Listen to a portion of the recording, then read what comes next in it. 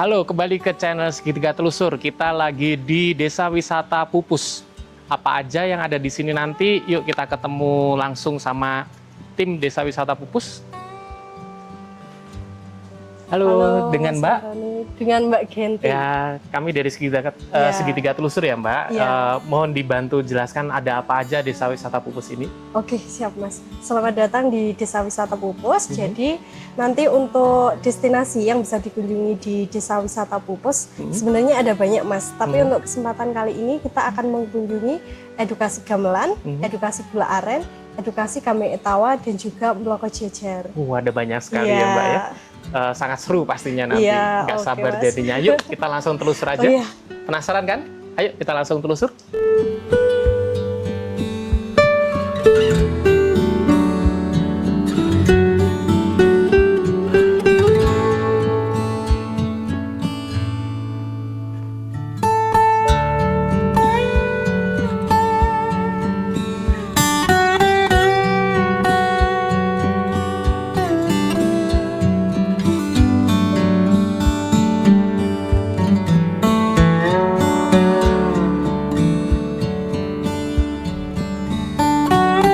Jadi Mbak Genti, kita lagi di depannya set gamelan ya ini ya? Iya, betul Mas. Boleh dijelaskan Mbak, ini kalau latihan setiap hari apa sih biasanya? Oh iya, jadi untuk kru gamelan ini di Desa Pupus itu latihannya setiap 1 bulan sekali Mas. Tapi kalau nanti ada event-event tertentu biasanya akan rutin, bisa 1 minggu sekali atau 2 minggu sekali. Untuk Untuk mempersiapkan event ya? pengrawitnya iya lokal dari warga Desa Pupus sendiri. Jadi semua pemain ini lokal dari Desa Pupus ya? Dari warga Desa Pupus. Dan dengar-dengar ini sering banget diundang keluar ya Mbak ya? Iya, betul sekali Mas. Jadi kita sering sekali diundang ke luar kecamatan juga sering, atau wilayah dari kecamatan Ngebes sendiri. Iya. Ya, selain itu untuk gamelan ini kan kita biasanya untuk kegiatan edukasi Mas. Ternyata itu walaupun warga masyarakat Ponorogo itu ternyata daya tariknya untuk belajar tentang gamelan itu sangat tinggi ternyata ya? Iya. Jadi banyak orang yang datang ke sini, Iya, kemudian betul. mereka belajar gimana sih cara main gamelan gitu ya. Iya, Karena kan di betul kota nggak sekali. ada sekarang, Iya. sudah habis. Ada lagi yang mungkin mau diceritakan terkait masalah gamelan ini, mungkin sejarahnya? Kalau gamelan ini sejarahnya itu sudah sejak dulu Mas. Jadi kalau warga lokal ini bahkan tahun 90-an, 70, 80 itu sudah menggeluti. Tapi kalau untuk kita secara performnya itu mulai tahun 2000-an Mas. Jadi tahun 2000-an itu dari warga lokal sini mulai membentuk paguyubannya sendiri. Terus baru itu berkembang untuk di acara-acara hiburan seperti itu. Jadi mulai diorganisir tahun 2000-an, kemudian Iya. berkembang sampai sekarang untuk Betul. performance keluar juga ya? Iya, betul sekali Mas. Boleh kita lanjut lagi ke tempat selanjutnya? Monggo Mas. Sekarang kita menuju ke produksi gula aren ya Mbak Genti Iya, ya? betul sekali Mas. Menarik sekali Mbak ini. Apa ya Mbak ini? Ya, ini jadi alat yang digunakan warga desa sini untuk mengambil air nira Mas. Jadi ini terbuat dari bambu. Ini namanya gumbung. Oh, gumbung. Iya, Jadi- orang sini menyebutnya gumbung.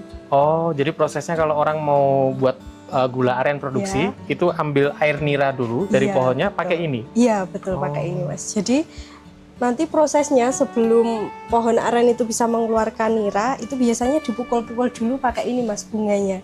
Ini namanya palu. Oke, Ya, dari ini. kayu. Iya, dari kayu. Biasanya dipukul-pukul dulu, setelah itu baru dipotong bunganya, terus ini ditadahkan seperti ini. Jadi proses pengambilannya menggunakan gumbung ini 2 kali sehari Mas, pagi sampai sore. Wow, 2 kali sehari Iya, ya? betul sekali. Jadi kalau untuk deres, kalau orang-orang bawa gumbung seperti ini kita menyebutnya deres Mas. Deres? Oh, deres Iya. apa Mbak? Deres itu jadi proses mengambil niranya Mas. Oh, jadi Iya. proses pengambilan air nira dari Pengambilan pohon air itu nira. namanya ada deres ya? Deres. Oh, Jadi orang-orangnya kita sebutnya penderes. penderes. Iya, Dan ini kampungnya? Kita kampungnya Kampung Penderes Mas. Kampung penderes juga? Iya, betul. Jadi buat yang nggak tahu, kalau di kampung sini, apa sih istilahnya deres itu? Ya itu tadi ya. Jadi proses pengambilan air nira dari pohonnya. Betul sekali Mas. Oke, kita lanjut lagi ke Ya, monggo, produksi Mas. ya.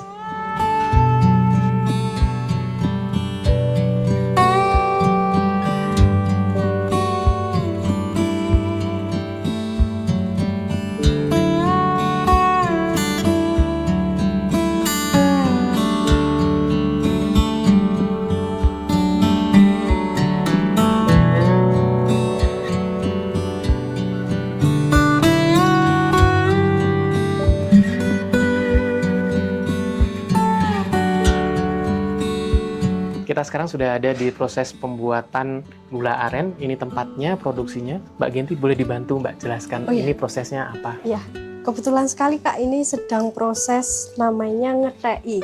Kenapa kok disebut ngetei? Karena nanti setelah gula ini diaduk, itu kan dites, dimasukkan ke dalam air. Nah, itu untuk mengecek bahwa gula ini siap atau belum untuk dicetak. Jadi nanti setelah gula ini dimasukkan ke dalam air kan menggumpal. Setelah menggumpal itu kita kayak gini di dalam ebornya itu Pak, di pinggiran. Nanti kalau suaranya udah tek tek tek, nah berarti nanti gulanya sudah siap cetak. Seperti itu. Nah, ini sepertinya masih sebentar lagi. Tadi dites masih belum menggumpal Kak. Jadi ini mengetes untuk kekuatannya gula untuk dicetak ya? Iya. Dan ini pencetakannya nanti ada di tempat cetakan ini, sebelah sini. Tempat cetakannya ini masih tradisional menggunakan kayu, dibuat diameternya dengan ukuran tertentu. Nanti biasanya warga sini menjual gula aren itu dengan tangkepan Kak. Oh, jadi dihitung per tangkep. Iya. Jadi 2 buah ditangkapkan. Iya Kak, seperti ini Kak. Nah, seperti ini gula arennya kita produksinya ini karena masih tradisional. Ini jadi packagingnya juga pakai ini pakai daun pisang ya? kering. Namanya kalau orang sini menyebutnya klaras. Dan ini satu tangkep ini ya Mbak? Iya, ini satu tangkep. Kalau ini satu lirang, kalau ini satu tangkep kalau dulu. Ini juga bisa untuk buat pembeda ya Kak. Kalau biasanya gula aren itu kan di pasaran ada yang sudah dicampur dengan gula putih. Itu bedanya biasanya dari tekstur, selain itu dari warnanya. Ketika warnanya itu lebih mengkilap, itu biasanya ada campurannya gula pasir. Oh gitu. Iya. Jadi warna yang lebih gelap ini malah lebih originalnya ya? Iya. Dalam artian gelap itu bukan yang hitam, bukan, tapi tidak yang mengkilap. Yang mengkilap. Sama biasanya di teksturnya juga. Teksturnya beda. Lumer, kalau yang biasanya yang udah dicampur itu teksturnya kayak digigit kletak gitu. Lebih keras ya? Lebih keras. Masih penasaran kan gimana proses cetaknya? Yuk kita lihat, tunggu sebentar lagi buat proses cetaknya ya.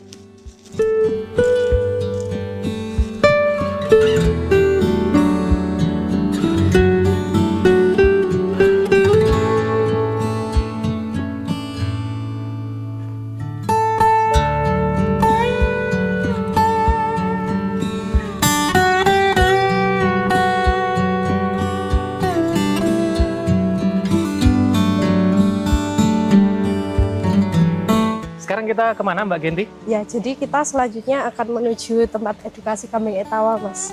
Ya, jadi tempat kambing ini merupakan salah satu usaha warga, Mas. Jadi warga sini selain menjadi penderes, mereka biasanya juga setiap rumah itu punya hewan peliharaan kambing. Oh.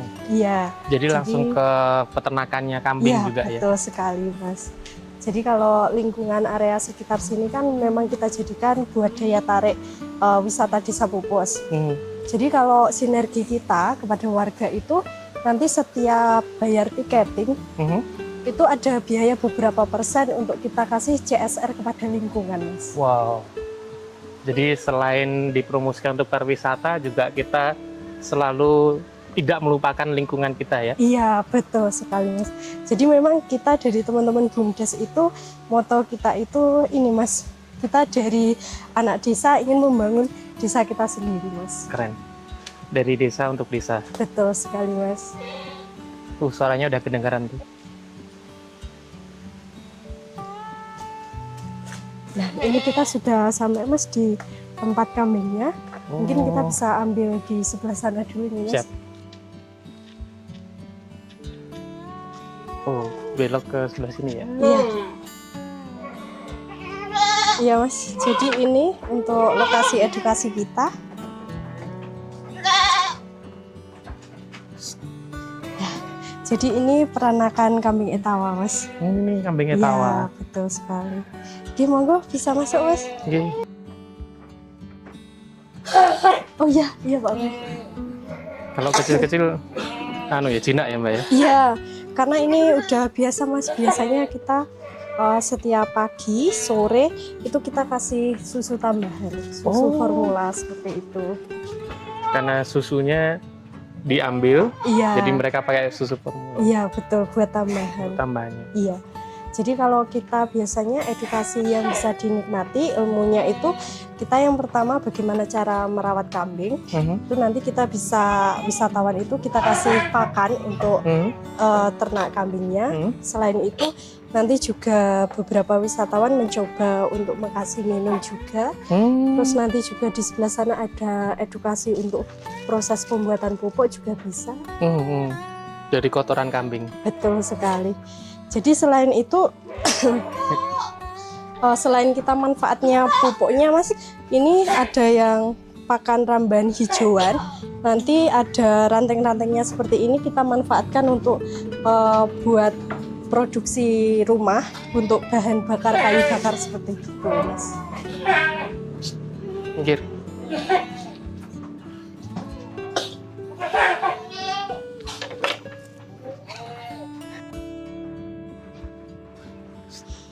Jadi totalnya di sini ada berapa kambing, Mbak? Totalnya? Jadi untuk kambingnya di kandang ini sekitar 50-an, Mas. Jadi 50 ini terdiri dari pejantan. Kita pejantannya punya 4 ekor. Untuk indukannya kita punya 15. Untuk yang lainnya nanti ada ini anakan kambing. Anakan kambing. Iya. Ini untuk kandang ini kami sistem untuk biasanya sistem kawinnya itu kita bagi dalam setahun itu 2 kali. Jadi nanti kita untuk panen seperti anakan breeding kambing Etawa ini setahun 2 kali. Jadi nanti pas momennya pas itu biasanya di tempat area ini, luar ini biasanya sekitar 20-an atau 15 sampai 20-an kambing yang kecil-kecil. Kambing yang kecil, anak kambingnya. Selain itu nanti mungkin kita bisa praktek untuk memerah susu kambing juga bisa, Mas. Sekalian mencoba juga. Siap. Boleh kita lanjut ke sebelah sana. Masih penasaran kan? Kayak gimana buat meras susu kambing Etawa? Yuk kita telusur.